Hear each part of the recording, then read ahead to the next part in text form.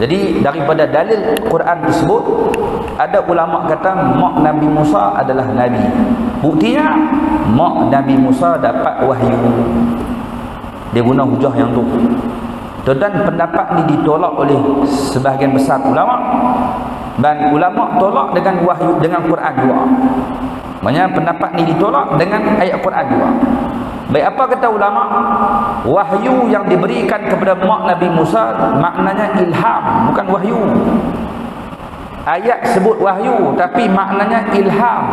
Allah bagi ilham kepada mak Nabi Musa, bukan bagi wahyu. Maknanya ada takwil, kena terjemah dengan makna lain, bukan makna wahyu, maknanya ilham. Apa dalil, apa buktinya? Buktinya ada satu ayat yang lain Allah sebut, kami wa auhayna ila nahli, kami telah wahyukan kepada lebah. Kita buka dalam surah An-Nahl, cerita pasal lebah, ada ayat Allah cerita kami wahyukan kepada lebah. Baik, ulama kata kalau pakai buah dapat wahyu Nabi, lebah pun Nabi. Takkan lebah Nabi ke? Tak, wahyu kat lebah ni maksudnya diilhamkan kepada lebah. Maka wahyu tu diterjemah ilham, sama juga dengan mak Nabi Musa, bukan wahyu, ilham. Jadi pendapat ni lebih kuat. Jadi perempuan tak ada jadi Nabi. Nabi semua lelaki.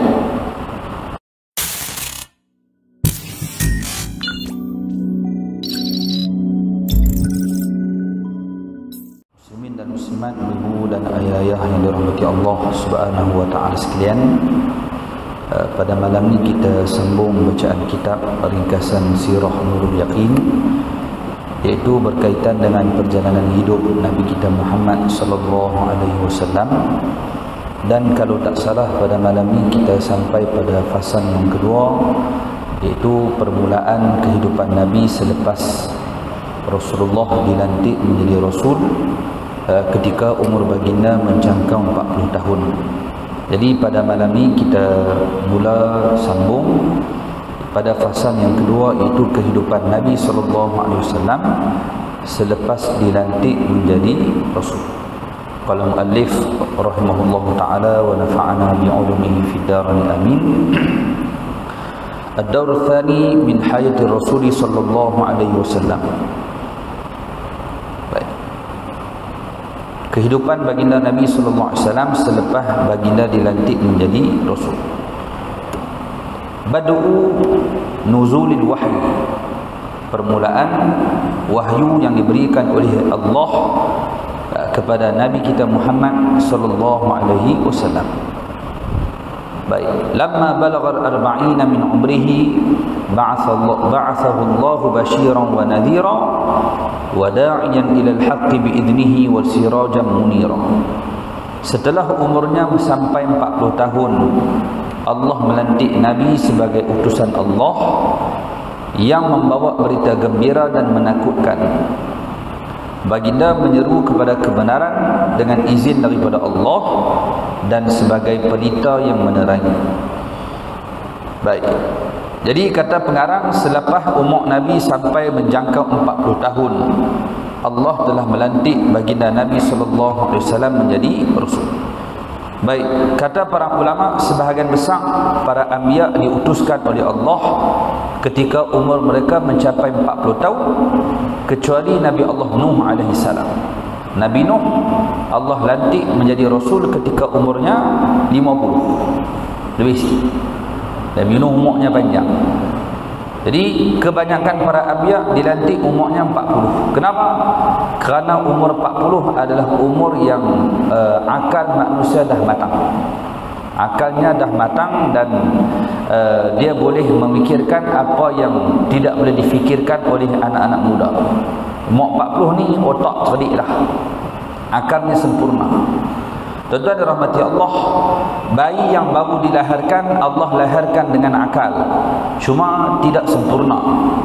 Cuma semakin hari semakin berkembang akal tersebut.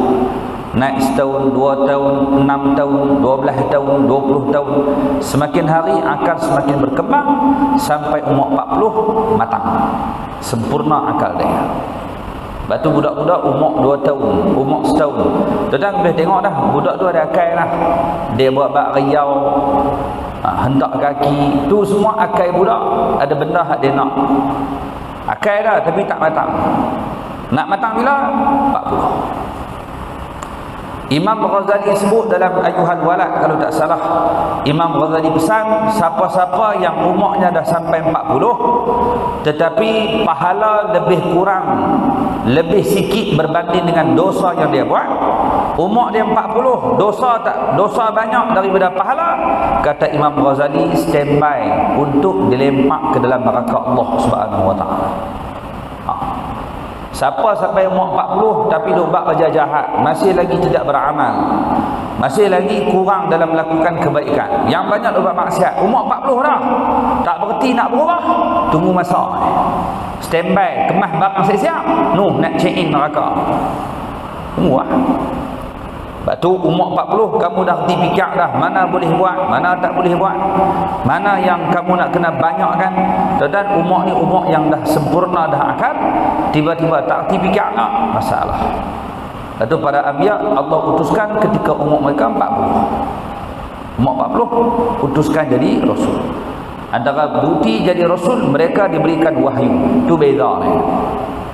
Allah sebut dalam Quran, qul innama ana basyarun mithlukum yuha ilayya.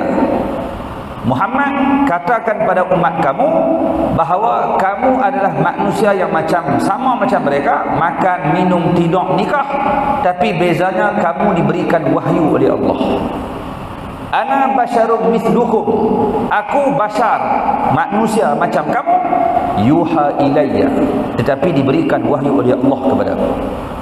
Lepas tu antara tanda kenabian adalah mereka diberikan wahyu oleh Allah.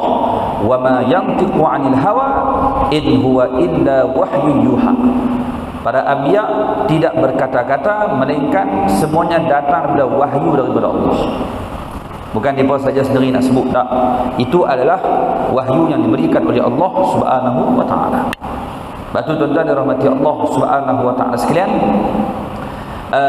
para anbiya mendapat wahyu daripada Allah, dan wahyu adalah bukti mereka adalah utusan Allah, dapat wahyu. Sebab tu di kalangan para ulama ada perbincangan, ada ataupun tidak nabi di kalangan wanita. Nabi laki ya, tapi ada ulama pendapat kecil daripada sebahagian kecil ulama, dia kata perempuan pun ada jadi nabi. Antara nama yang disebutkan adalah Siti Sarah, Siti Hajar, Asiyah, ibu Nabi Musa. Lagi tu antara nama Maryam. Ni antara nama-nama yang disebutkan, nama perempuan yang dilantik menjadi nabi. Baik, ulama sebut, tapi pendapat ni ditolak. Baik, kenapa mereka sebut perempuan ni nabi? Kerana ada dalil mengatakan antara mereka ada yang dapat wahyu. Antaranya tuan-tuan adalah ibu kepada Nabi Musa AS. Mak Nabi Musa dalam Quran sebut Allah berikan wahyu. Kalau ikut terjemahan Quran lah, kalau ikut bahasa Quran, kalau terjemah wahyu. Apa kata Allah? Wa auhayna ila ummi Musa an ardi'ih. Kami, kalau ikut terjemah, kami wahyukan kepada ibu Musa supaya susukan anaknya yang bayi masih kecil tadi ni, fa'alqihi fil yamni, kemudian peranyuk dalam sungai. Nabi Musa lahir pada zaman Firaun mengganah. Tuan-tuan rahmati Allah, Firaun jadi takut, jadi bimbang hanya kerana mimpi. Dia mimpi satu kali, dia mimpi. Dalam mimpi itu dia tengok ada satu benda yang berlaku. Kemudian dia bangun, tanya kepada pakar tafsir mimpi, panggil menteri, panggil penasihat, panggil orang-orang kabinet dan sebagainya. Tuan-tuan ahli tafsir mimpi ataupun tukang sihir kata apa? Mimpi tersebut bermaksud akan lahir seorang budak di kalangan Bani Israel. Dia akan gugat kerajaan kamu, wahai Firaun. Dia faham mimpi itu maksudnya akan ada budak, seorang budak akan beranak, akan dilahirkan, dan bayi lelaki tadi dia akan membesar dan dia akan gugat kerajaan kamu, dia akan rampas tempat kamu. Hanya kerana tu ya Firaun jadi takut. Firaun jadi takut terus hanya kerana mimpi. Sudah tengok. Dan hanya kerana takut langkah jadi sumbang. Otak tak boleh fikir dah pasal takut dia. Jadi tuan-tuan, orang yang panik, orang yang takut, langkah dia akan sumbang. Lagi jadi tak betul langkah. Otak pun tak boleh fikir rasional dah. Pasal takut dah pasal. Dan ingat apa yang main dengan takut. Lepas tu ayah-ayah ibu dan rahmati Allah Subhanahu wa taala sekalian, makhluk yang paling hebat dalam dunia ni namanya bukit. Makhluk yang paling gagah lah. Kenapa? Kerana Allah bagi contoh, "Lau anzalna hadzal Qur'ana 'ala jabalin la ra'aitahu khashi'an mutasaddian min khasyatillah." Kalau kamu melihat Quran ini diturunkan ke atas bukit, kamu akan tengok bukit itu akan hancur berkecai. Kerana takut kepada Allah. Allah bagi contoh bukit kerana bukit ni tuan-tuan pasak bumi. Gagah perkasa bukit gunung ni. Kalau gunung hak gagah pun hancur berkecai kalau turun Quran ni. Allah ambil contoh bukit. Maksudnya bukit ni bukan makhluk jalan-jalan. Bukit ni tuan-tuan makhluk Allah yang kuat, yang jadi pasak, dia pegang bumi ni. Bukit.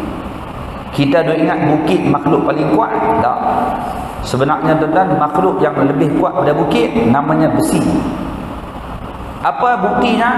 Tuan-tuan bekho pergi korek sikit-sikit rapat. Siapa kuat? Bukit yang gagah, bekho ni besi ya. Kau bekho buat pada plastik? Buat pada besi.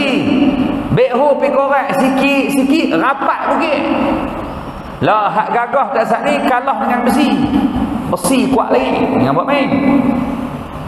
Kuat sungguh. Orang buat tiang ke apa guna besi kuat. Kita dah ingat besi kuat dah, besi paling gagah, besi paling hebat. Tiba-tiba besi kalah pula dengan makhluk Allah lain namanya api.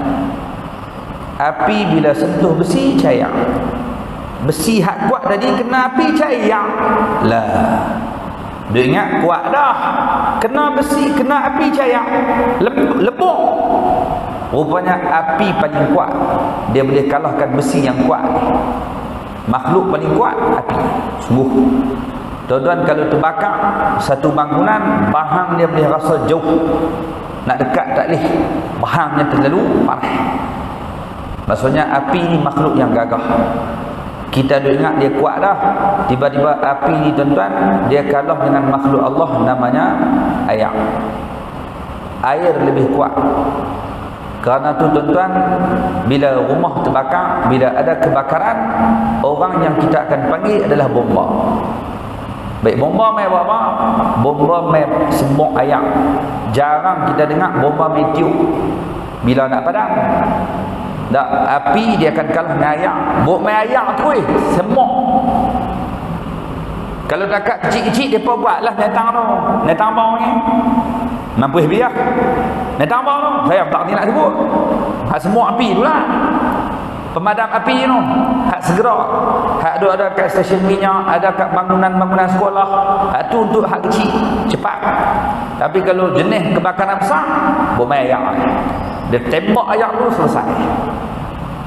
Maksudnya api yang gagah dia akan kalah dengan air. Maksudnya air lebih kuat. Sungguh. Dan banjir mai siapa boleh lawan? Tak boleh lawan. Kereta jahanam, rumah hanyut lagu tu ya. Bukan mai payah mai air ya. Dia pelari rumah lagu tu ya. Tuan-tuan, ayat makhluk kuat. Tsunami mai macam mana, hujan turun macam mana, ayat naik bah ke mana, semua ni makhluk Allah kuat. Ayat kuat. Nak lawan mana? Tak boleh lawan. Doa lah. Jadi tuan-tuan dirahmati Allah Subhanahu wa taala, sebab tu bila hujan turun orang dekat baca doa apa? Allahumma sayyiban nafi'an. Cuma saya pernah dengar ada orang baca silap. Dia baca Allahumma sayyiban nafi'an. Sepatutnya sayyiba, hujan yang turun diminta supaya ada manfaat. Allahumma sayyiban nafi'an. Ya Allah, jadikan hujan yang turun ni ada manfaat. Dia pergi baca sayyiban dengan sa, bukan sa, sa. Tuan-tuan, bila baca dengan sayyib maksudnya janda. Allahumma sayyiban nafi'a, ya Allah bagilah janda hak manfaat, tak bungkui. Jaga bila elok dengan baca Al-Quran.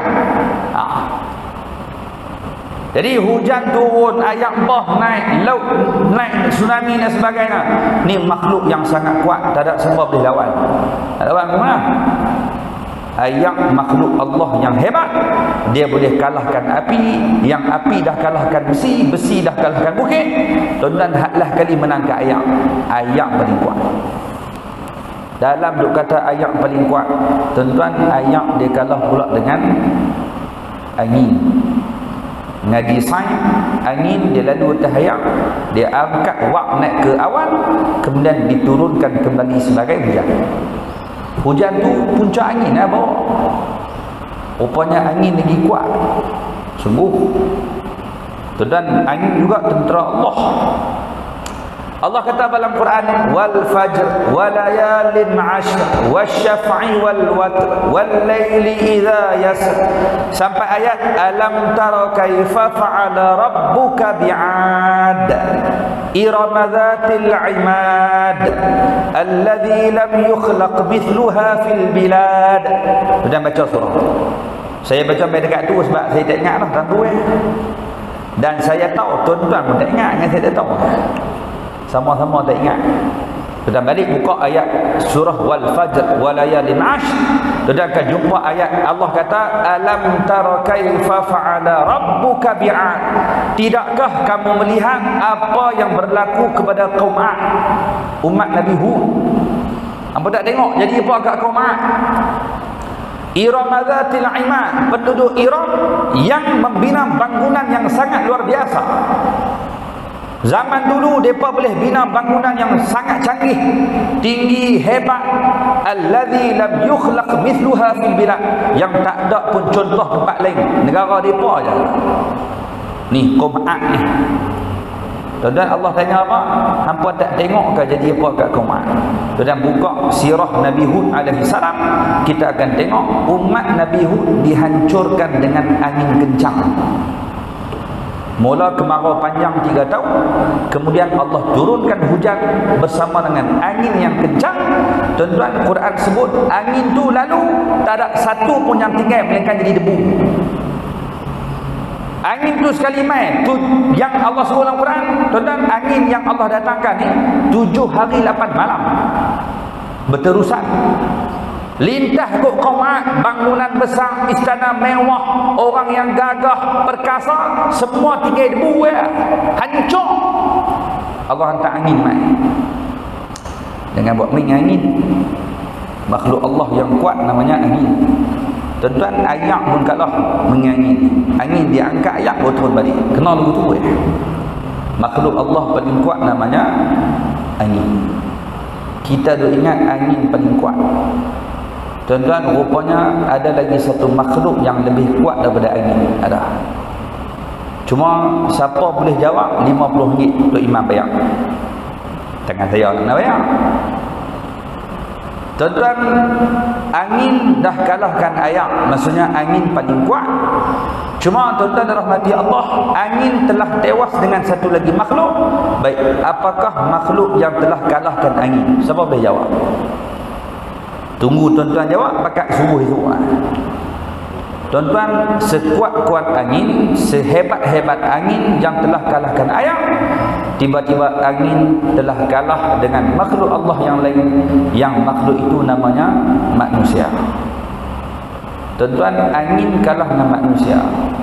Manusia sedut angin kut hidung, buang kut pungkuk. Kata hebatnya angin, manusia balas kut hidung, buang kut pungkuk. Kena lagu tu ya. Jadi makhluk yang paling hebat siapa dia? Manusia. Ya Allah kata dalam Quran, laqad khalaqnal insana fi ahsani taqwim. Sebaik-baik ciptaan yang Allah telah cipta manusia. Ni sebaik-baik ciptaan manusia. Maknanya manusia yang paling hebat. Sampai angin pun boleh kalah. Sungguh angin kena gitu ya. Manusia ciptaan yang paling hebat. Dan kita tak gaduh kenai manusia ni hebat tak macam binatang lain. Dan nak kenai apa kucing, kalau tengok ke muka saja tuan tak tahu mana jantan betina. Tengok ada 2 ekor kucing, jantan betina mana tahu. Sama. Kena tengok ke belakang ada telur, oh kucing jantan. Lembu dulu tu orang makan di atas padang ramai. Anak kita tanya, ayah mana jantan mana betina? Kalau tengok ke rupa tak tahu. Sama. Bunyi pula, kucing jantan pun miau, kucing betina pun miau. Lembu jantan pun bunyi dulu tu, bunyi betina pun bunyi macam tu. Tuan nak tengok kena pergi tengok ke belakang. Ada telur jantan. Begitu ah. Kau pernah? Tuan tengok burung duduk atas ranting, duduk cocek. Tahu jantan betina? Tak tahu. Kalau tengok ke rupa parah lagu tu tak tahu. Ibu-ibu duduk siang ikan termenung sekilo. Dalam sekilo ada jantan, ada betina. Tahu? Mana nak tahu telan buat tu ya? Kita tak tahu jantan betina. Binatang payah. Tuan-tuan kalau tidak, mana akan mungkin haji bakhil dia boleh tanya kepada bapak, kepada belalang, kalau tuan bijaksana, itik ni mana jantan, mana betina. Dia boleh buat teka-teki. Pasal kalau tengok ke muka, tobat tak tahu. Lepas tu nak buat apa nak? Tuan-tuan bapak belalang buat apa? Ambil itik boleh layak. Hak liga jantan, hak kena liga betina. Baru tahu kena jantan betina. Baik, orang Tamaria nak tahu jantan betina kena lempang masuk kolah dulu kan. Berdebum bagi masuk dalam kolah dulu orang nak tahu jantan betina. Tak payah. Orang ciptaan Allah yang terbaik, kamu tengok muka tahu jantan betina. Walaupun dia pakai macam perempuan, pondan harjadah no. Tengok muka tahu sedang bohong. Dia pakai dah baju kurung, pakai baju perempuan, nampak perempuan.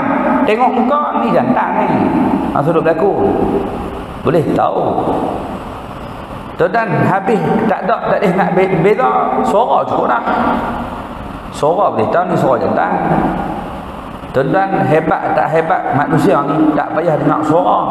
Dan tengok cara bawa kereta pun tak. Sagi-sagi brek, ni betina lah ni. Potong-potong sungguh. Maknanya hebatnya ciptaan manusia ni. Dan mudah sangat nak tahu mana jantan mana betina. Jadi manusia ciptaan Allah paling hebat sehingga dia boleh kalahkan angin. Angin boleh kalah. Ustaz ni nak cerita apa ni? Salah. Tuan-tuan dirahmati Allah, manusia paling hebat, manusia paling gagah, manusia paling perkasa kerana dia boleh kalahkan angin yang kuat. Tiba-tiba dia ingat manusia ni kuat, tiba-tiba tuan-tuan manusia kalah dengan makhluk Allah lain. Ada makhluk yang lebih kuat pada manusia. Baik, apa nama makhluk itu?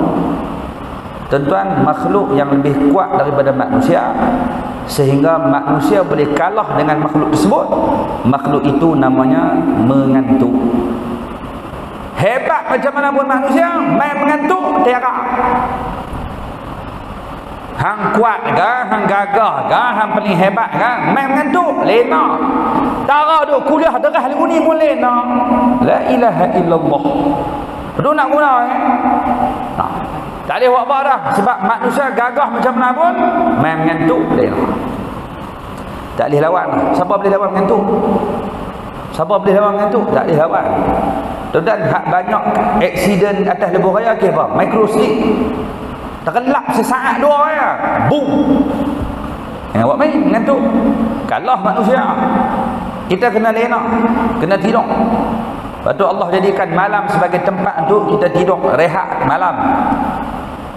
Saya pergi balik lena, esok pagi bangun balik. Malam, tuan-tuan, tidur malam, tidur yang berkualiti. Orang yang tak tidur malam, dia tidur waktu siang tak sama macam tidur malam. Tidur siang tak ada kualiti macam tidur malam. Tak, malam ni tempat Allah jadikan istirahat lena. Jadi kok mana pun nak kena tidur. Maksudnya manusia ni tuan-tuan, kok mana pun dia kalah dengan mengantuk. Main mengantuk aku dulu kata apa? Tok Saudara kata apa? Mengantuk. Maksudnya makhluk yang paling kuat namanya mengantuk. Tak ada lawan. Tuan-tuan, tak mengantuk tak kuat mana? Kerana dia kalah dengan lagi satu makhluk namanya takut. Ini nak abang tu lah. Nak abang Firaun takut. Pikona punya jauh. Tak, tuan-tuan dirahmati Allah, nak abang takut ni punya kuat sampai mengganggu langkah Firaun, kerana takut ni memang makhluk yang dahsyat. Tuan-tuan mengantuk dah, tapi dengan takut hilang mengantuk tu. Hilang. Tengah duk bawa kereta, tuan-tuan tengah duk drive, duk tersengguk, duk mengantuk dan sebagainya. Tengah duk tekan 14, 13, 14, tiba-tiba nampak kain putih terbang. Tak kekalu. Tengok cermin belakang ada orang duk tidur.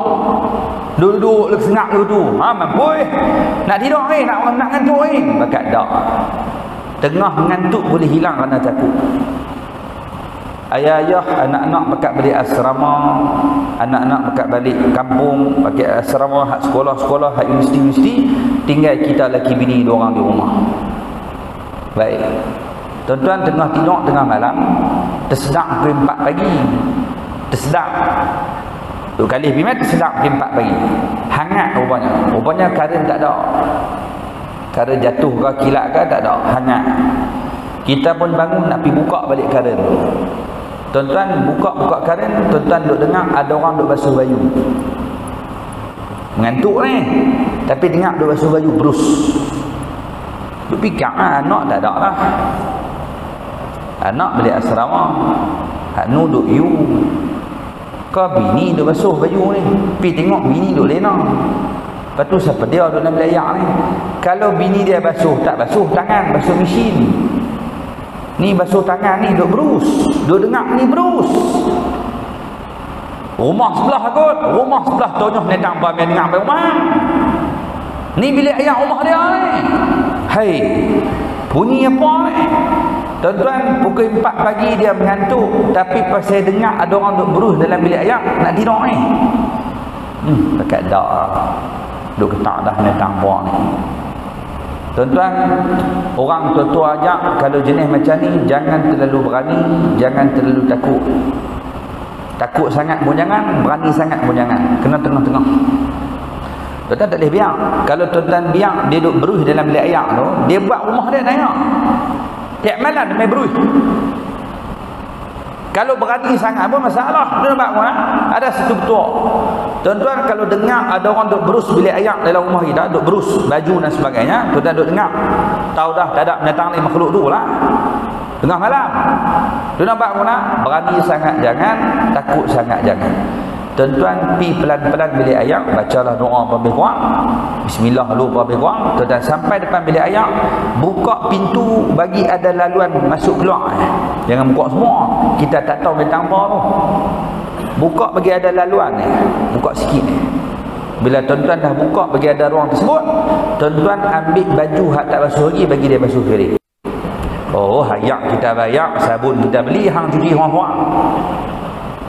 Dia cuci habis semua clear. Kalau berani cari mampu. Kalau berani buat biar. Saya nak mak bahawa kalau tengah mengantuk, tapi kalau main perasaan takut, mengantuk hilang. Perasaan takut ni luar biasa. Sampai langkah kita tak program, kita jadi mampu dah. Dia jadi kalut dah. Kerana kena takut. Tuan-tuan, Firaun dia sampai tahap makhluk paling kuat namanya takut. Tak boleh buat apa. Takut mimpi dia. Bukan ada apa pun mimpi dia, tapi takut. Nampak pun tak? Dia silap. Orang beriman walaupun ada perasaan takut, tapi orang beriman ada lagi satu clue, satu kunci yang dia boleh kalahkan takut. Apa dia tuan-tuan? Perasaan takut boleh kalah dengan hati yang tenang. Kalau takut ni main tang hati, tenangkan balik hati. Tuan-tuan, orang Islam ada satu kunci. Allah sebut dalam Quran, ada bi zikrillahi tatmainnul qulub. Ketahuilah, zikir kepada Allah, hati kamu akan jadi tenang. Kita duk takut, tapi saat kita ingat kepada Allah, takut hilang, menang kat zikir. Tuan-tuan naik tempat terbang, takut ni, tak pernah naik, gayak dan sebagainya, takut. Baik, perasaan takut tadi boleh dihilangkan dengan zikir. Ingat ke Allah. Kalau Allah kata tak jatuh, jangan bimbang, jangan takut, tak mati ya. Ajal kamu dah tentu dah. Ingat kat Allah banyak-banyak. Tak apa. Apa benda sekalipun, saat zikir kat Allah, semua kat Allah. Hak ni paling kuat zikir. Firaun tak ada. Dia tak ada kunci tu. Yang ada takut disebabkan dia takut, tuan-tuan, langkah dia sumbang, otak tak boleh fikir dengan rasional, tuan-tuan, dia boleh buat keputusan bunuh bayi yang tak bersalah. Firaun. Mana tu ya? Tak boleh buat apa nak buat guna ni. Jalan dia satu ya. Mana-mana budak yang mana, bunuh. Tuan-tuan tak cakap banyak, setuju. Janji dia punya takhta, dia punya tempat, kerusi dia tak ada orang curi, tak ada orang gugat. Tuan-tuan, budak tak berdosa dibunuh. Budak beranak bunuh. Bayi lelaki semua dibunuh. Sampailah mak Nabi Musa alaihi salam lahirkan Nabi Musa, Firaun duk mengganas bunuh nak buat guna. Tak tahu nak buat guna. Allah sebut dalam Quran, wa auhayna ila ummi Musa an ardi'ih, kami wahyukan kepada ibu Musa, susukan anak kamu bagi dia kenyang, fa alqihi fil yam, kemudian letak dalam kotak, peranyut dalam sungai. Sepatutnya mak dia takkan tinggal anak dia, tapi dapat daripada Allah. Allah kata bagi menyusu, buah dalam kotak, peranyut. Mak Nabi Musa buat macam tu. Siapa suruh? Allah. Jadi daripada dalil Quran tersebut, ada ulama kata mak Nabi Musa adalah Nabi. Buktinya mak Nabi Musa dapat wahyu. Dia guna hujah yang tu. Dan pendapat ni ditolak oleh sebahagian besar ulama, dan ulama tolak dengan wahyu, dengan Quran juga. Maksudnya pendapat ni ditolak dengan ayat Quran juga. Baik, apa kata ulama? Wahyu yang diberikan kepada mak Nabi Musa maknanya ilham, bukan wahyu. Ayat sebut wahyu, tapi maknanya ilham. Allah bagi ilham kepada mak Nabi Musa, bukan bagi wahyu. Maknanya ada takwil, kena terjemah dengan makna lain, bukan makna wahyu, maknanya ilham. Apa dalil, apa buktinya? Buktinya ada satu ayat yang lain Allah sebut, kami wa auhayna ila nahli, kami telah wahyukan kepada lebah. Kita buka dalam surah An-Nahl, cerita pasal lebah, ada ayat Allah cerita kami wahyukan kepada lebah. Baik, ulama kata kalau pakai buah dapat wahyu Nabi, lebah pun Nabi. Takkan lebah Nabi ke? Tak, wahyu kat lebah ni maksudnya diilhamkan kepada lebah. Maka wahyu tu diterjemah ilham, sama juga dengan mak Nabi Musa, bukan wahyu, ilham. Jadi pendapat ni lebih kuat. Jadi perempuan tak ada jadi Nabi. Nabi semua lelaki. Semua lelaki, perempuan tak ada. Jadi Nabi SAW diutuskan ketika umurnya 40. Semua para anbiya, iaitu lelaki semua, semua banyaknya 40, kecuali Nabi Allah Nuh AS 50. Kenapa 40? Kerana umur 40 adalah umur akal dah sempurna. Jadi Nabi diberikan oleh Allah, diutuskan oleh Allah ketika umur Nabi genap 40 tahun. Genap. Baik. Tuan-tuan muslimin yang dirahmati Allah Subhanahu wa taala sekalian, disebutkan wahyu, waqad bada al-wahyu birru'ya as-sadiqah fakana la yara syai'an min fi naumihi illa tahaqqaqa fi yaqadatihi. Sesungguhnya permulaan wahyu dengan mendapat mimpi yang benar. Tiada sesuatu yang dilihat di dalam mimpinya, melainkan perkara itu akan benar-benar berlaku dalam jaganya. Jadi wahyu pertama yang Nabi dapat adalah mimpi. Tuan-tuan, kalau saya tanya mana-mana tempat, bila kita tanya apakah wahyu pertama yang diberikan kepada Rasulullah, ramai orang jawab wahyu pertama Iqra. Tak, tu ayat pertama. Wahyu pertama mimpi. Nabi bermimpi, dan setiap mimpi para anbiya akan berlaku benda tu dalam jaga. Mimpi dalam tidur, apa hak mimpi, yang tu akan berlaku waktu hidup, waktu jaga. Nabi Ibrahim mimpi sembelih anak dia. Dia bangun, dia habaq, berlaku semua sembelih tu. Jadi mimpi itu wahyu, Allah suruh. Itu wahyu yang datang daripada Allah, mimpi. Dan tuan-tuan, mimpi ataupun wahyu yang diberikan oleh Allah kepada Nabi sallallahu alaihi wasallam, ulama catat ada dekat 46 jenis bentuk. Bukan satu dua bentuk, 46 jenis. Tuan-tuan, ada ketika wahyu melalui mimpi, wahyu. Ada ketika Nabi diberi umpama ilham, pun wahyu buat tu. Ada ketika dapat macam ilham. Kemudian ada ketika bunyi seperti loceng. Ni pun bentuk wahyu. Bunyi loceng untuk Nabi lah. Mereka dapat wahyu, ada ketika bunyi macam loceng dia dengar. Ada ketika bunyi macam lebah. Dan ada ketika bunyi macam loceng tadi, kata ulama, itu bentuk wahyu yang paling berat bagi Rasul sallallahu alaihi wasallam. Kalau wahyu main bunyi macam bunyi loceng, hak ni berat. Sampai kata ulama, Nabi boleh berpeluh walaupun dalam musim sejuk. Tempat tu sejuk tapi keluar peluh. Nak berat wahyu tu nak main. Kalau main dalam cara bunyi macam loceng. Ada ketika Allah terus berbicara dengan Nabi tanpa perantaraan malaikat. Terus direct dengan Nabi. Contoh dalam keadaan Isra wal Mi'raj, Nabi, malaikat Jibril tak ada perantaraan antara Nabi direct terus dengan Allah. Ada ketika Allah hantar perantaraan malaikat sebagai penyampai. Itu semua bentuk-bentuk wahyu yang diberikan kepada Nabi sallallahu alaihi wasallam. Baik. Jadi tuan-tuan dirahmati Allah, mimpi Nabi diberikan wahyu permulaannya dengan mimpi. Bila mimpi ini, kata ulama, diturunkan pada wahyu ni berbentuk mimpi, diberikan pada Rasulullah pada tanggal 8 Rabiul Awal, hari Isnin. Umur Nabi 40 tahun. Genap hari lahir Nabi. Ada kata 8, dan tarikh lahir Nabi ada kata 8, ada kata 9, ada kata 12. Khilaf yang masyhur 12 Rabiul Awal lah kita pakai. Cuma bulan Rabiul Awal hari Isnin Nabi dilahirkan. Wahyu diberikan kepada Rasulullah, Nabi bermimpi pada tanggal 8 Rabiul Awal hari Isnin. Batu hari Isnin ni luar biasa. Tuan-tuan, hari Isnin diturunkan wahyu pada Nabi. Hari Isnin berlaku Isra wal Mi'raj. Hari Isnin permulaan hijrah, Nabi keluar dari Mekah, Isnin. Nabi sampai kota Madinah, Isnin. Nabi wafat, Isnin. Jadi Isnin ni hari yang Allah pilih untuk dilahirkan Nabi. Kemudian berlaku beberapa peristiwa yang besar.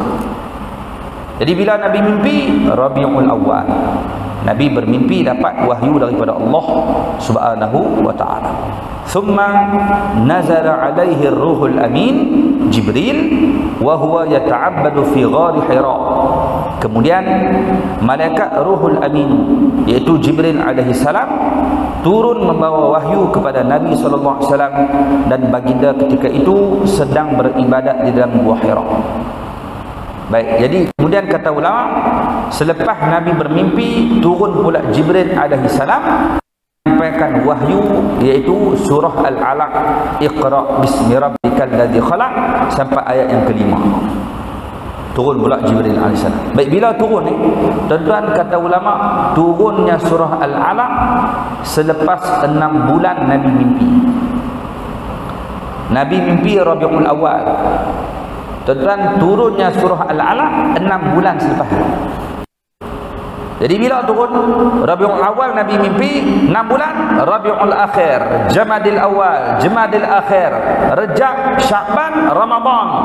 Dalam bulan Ramadan Allah sebut syahrul Ramadan alladzi unzila fihi al-Quran. Bulan Ramadan, bulan diturunkan padanya Al-Quran. Jadi turun Al-Quran pada bulan Ramadan 6 bulan selepas Nabi mimpi. Jadi umur Nabi lebih kurang 40 tahun 6 bulan lah. Lebih kurang. Dah genap dah 40 tahun, 6 bulan selepas tu baru dapat surah yang pertama, iaitu surah Al-Alaq. Baik, dan waktu tu Nabi berada di dalam Gua Hira. Tuan-tuan muslimin yang dirahmati Allah Subhanahu wa ta'ala sekalian, wa 'allamahu kaifa yahdin nas siratal mustaqim wa yurshiduhum ila ittiba'id din wa yurshiduhum ila ittiba'id dinil qawim. Jibril alaihissalam mengajarkan Nabi cara untuk menunjukkan manusia ke jalan yang lurus dan membimbing mereka untuk mengikuti agama yang benar. Di dalam gua tersebut, Nabi berada dalam gua Hira. Turunnya Jibril alaihissalam sampaikan wahyu daripada Allah, iaitu ayat Al-Quran pertama, Iqra bismi rabbikal ladzi khalaq. Dan kisah ni panjang. Waktu Jibril turun sampaikan wahyu kepada Nabi, Jibril kata Iqra, Nabi jawab ma ana biqari. Iqra dua kali, Nabi jawab ma ana biqari. Iqra, baca, Nabi kata ma ana biqari. Tuan-tuan, kita dengar ada orang yang terjemah maksud Nabi kata, bila Jibril kata baca, Nabi kata saya tak erti baca. Baca, saya tak erti baca. Baca, saya tak erti baca. Seolah-olah Nabi ulang 3 kali. Nabi ulang 3 kali bahawa Nabi tak erti baca. Tak ada masalah, itu takkid. Nak bagi kita tak erti baca sungguh. Cuma kaedah bahasa Arab, ulama mengatakan at-ta'sis aula min at-ta'kid. Mendatangkan makna yang baru lebih baik daripada menekankan ayat tersebut. Maksudnya 3 kali Nabi ulang, kalau boleh buat main makna lain lagi elok daripada buat main makna yang sama.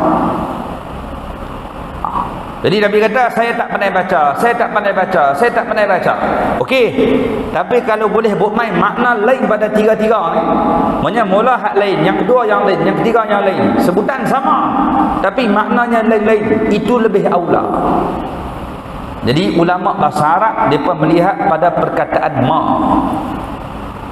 Tuan-tuan, ma yang pertama makna lain, ma yang kedua makna lain, ma yang ketiga makna lain. Saya sebutlah cara ringkas sebelum kita berhenti. Tuan-tuan muslimin dirahmati Allah Subhanahu wa taala sekalian, kata ulama, bila Nabi disuruh oleh Jibril alaihissalam Iqra, Nabi jawab ma ana biqari. Baik, ma yang pertama, kata ulama, ma di sini maksudnya ma an-nafiyah. Jadi ma yang pertama maksudnya ma yang pertama maksudnya ma imtina'iyah. Ma imtina'. Bila Jibril kata baca, Nabi kata ma ana biqari, saya tak mau baca. Takut. Nabi gementar tengok Jibril alaihissalam. Suruh baca, tak mau baca, saya tak mau baca. Di makna yang pertama ulama terjemah dengan makna saya tak mau baca. Di bahasa Arab. Dan lari makna je banyak. Macam tadilah sayyiban dengan sayyiban, jangan buat main. Jadi makna pertama Jibril kata baca, Nabi kata saya tak mau baca. Ma di sini ma imtina'iyah. Jibril kata Iqra, baca, Nabi kata ma ana biqari. Baik, ma yang kedua kata para ulama ma nafiyah, iaitu saya tak erti baca. Tadi tak mau baca. Baca, saya tak mau baca. Baca, saya tak erti baca. Makna lain lah. Iqra, ketiga Jibril kata Iqra, baca. Nabi kata yang ketiga ma ana biqari. Ma yang ketiga ma istifham. Maksudnya apa? Nak baca apa? Jadi seolah-olah bila Jibril kata baca, Nabi kata saya tak mau. Baca, saya tak erti. Baca, nak baca apa? Bacalah Iqra bismi rabbikal ladzi khalaq. Baru Jibril ajak. Bila Nabi kata nak baca apa? Jadi ulama datangkan makna-makna yang baru, itu lebih aula daripada mengekalkan makna yang sama. Ini bahasa Arab yang disebut oleh para ulama. Jadi tuan-tuan dirahmati Allah, Jibril turun sampaikan wahyu kepada Nabi sallallahu alaihi wasallam, diajarkan kepada Nabi surah Iqra, surah Al-Alaq, ayat pertama yang diturunkan kepada Nabi sallallahu alaihi wasallam, yang kita baca pada malam ni. Dan ada lagi kisah bagaimana Rasulullah bila dapat ayat tersebut, apa yang berlaku kat Nabi. Nabi jadi takut. Nabi balik bagi tahu kepada Khadijah, laqad khashitu ala nafsi. Ini semua ada perbahasan di kalangan para ulama. Insya-Allah yang ini kita akan sambung pada bulan hadapan. Dan diperingat balik tak mana kita berhenti. InsyaAllah kita akan sambung selepas Nabi dapat Iqra', Nabi diperintahkan suruh baca, apa yang berlaku kepada Nabi SAW, yang ni kita akan sambung pada bulan hadapan insyaAllah. Wallahu a'lam. Mudah-mudahan adalah manfaat pertemuan kita pada malam ni. InsyaAllah ada masa lapang, umur panjang, kita bertemu lagi pada masa akan datang.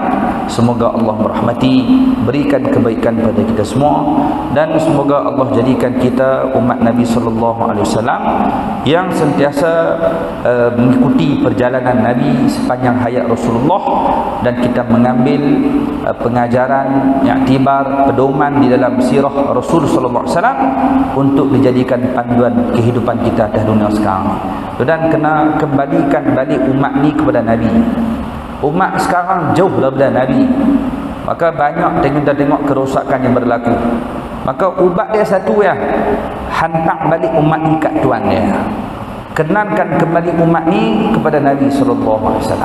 InsyaAllah tuan-tuan, kalau keluarga kita, sahabat handai kita, adik-beradik kita, anak qaryah kita, mereka kenal siapakah Muhammad bin Abdullah sallallahu alaihi wasallam, insya-Allah tempat itu akan dibarakah. Jadi kita baca sirah untuk kita mengambil pengajaran, untuk kita kenal dengan lebih dalam siapakah Nabi kita Muhammad sallallahu alaihi wasallam. Wallahu a'lam. Mudah-mudahan ada manfaat. Saya mohon ampun dan maaf kasar bahasa, silap cakap dan sebagainya. Itu adalah kelemahan yang datang pada diri saya sendiri. Aku qouli hadza astaghfirullahal azim li wa lakum. Assalamualaikum warahmatullahi wabarakatuh.